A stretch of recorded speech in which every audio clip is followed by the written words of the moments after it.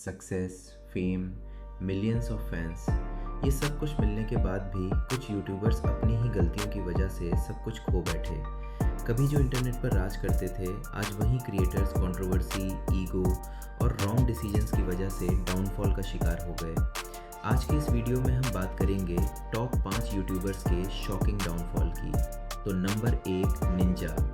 एक समय दुनिया का सबसे बड़ा गेमर था टाइलर ब्लेविन्स, जिसे हम निंजा के नाम से जानते हैं।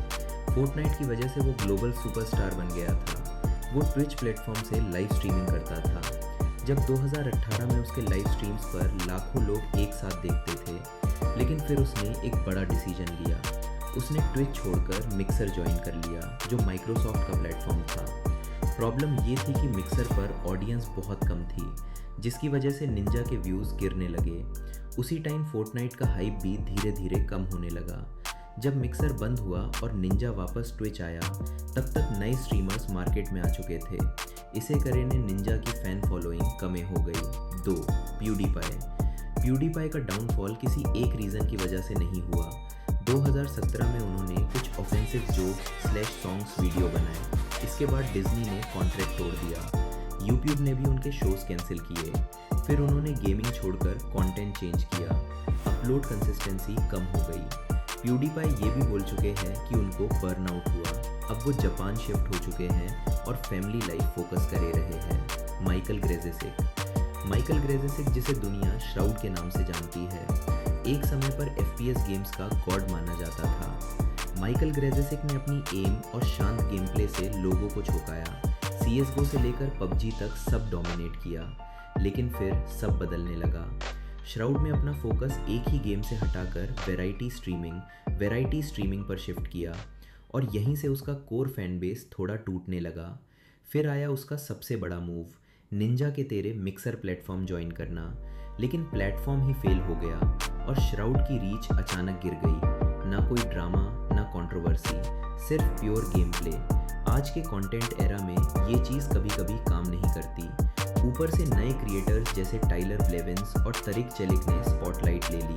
फेज रग।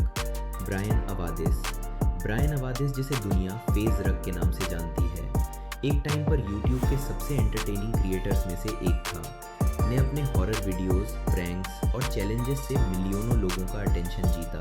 लेकिन फिर कंटेंट धीरे धीरे रिपीट होने लगा। सेम टाइप के प्रैंक्स, सेम चैलेंजेस, और ऑडियंस को नया कुछ मिलना बंद हो गया। जो फैंस उससे देखते थे वो बड़े हो गए और उनकी चॉइस भी चेंज हो गई। फिर आया यूट्यूब का नया एरा, जहां हाई बजट और यूनिक कंटेंट किंग बन गया। जैसे क्रिएटर्स ने स्टैंडर्ड इतना हाई कर दिया कि सिंपल व्लॉग कंटेंट पीछे रह गया।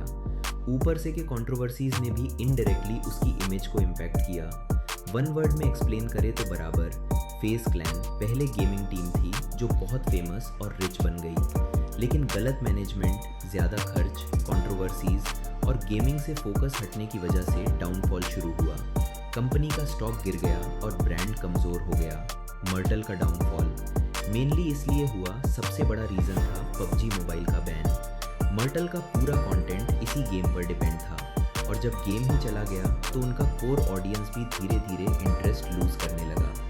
BGMI आने के बाद भी वो सेम हाइप वापस नहीं ला पाया। दूसरा रीज़न है कंटेंट में वैरायटी की कमी। जहां दूसरे क्रिएटर्स नए गेम्स और एंटरटेनिंग कंटेंट ट्राई कर रहे थे, मर्टल मोस्टली BGMI तक ही लिमिटेड रहे। इससे ऑडियंस बोर होने लगी।